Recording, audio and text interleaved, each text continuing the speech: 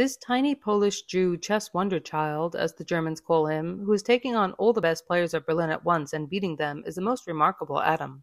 I spent last evening at the rooms of the Berlin Chess Society, which prides itself on being the chess club with the highest standard of play in Europe, and watched the phenomenal frail little thing play 20 of the best chess exponents of Germany simultaneously, a task that is normally attempted only by masters of the game.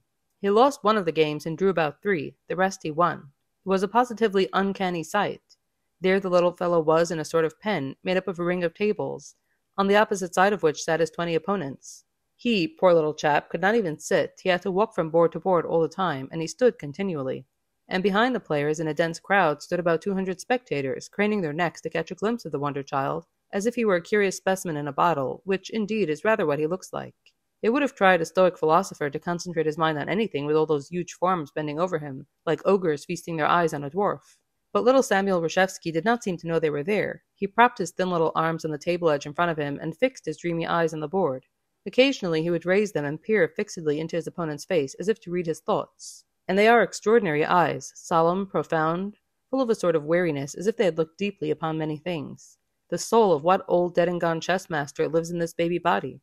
With swift decision, the tiny white hand shoots out, grasps a heavy chessman, and moves it in a flash. Then, like a docile child turning to a new plaything, Samuel addresses himself to the next board, and the domed, bulging little head is bowed over a problem, which it is resolving at the same time as 20 others.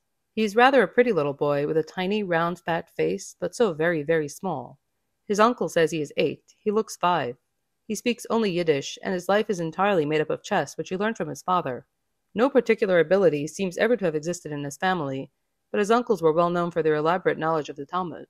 He can play the most complicated game without even seeing the board, carrying all the moves in his head, and he can remember and reconstruct the most complicated game in every detail days afterwards.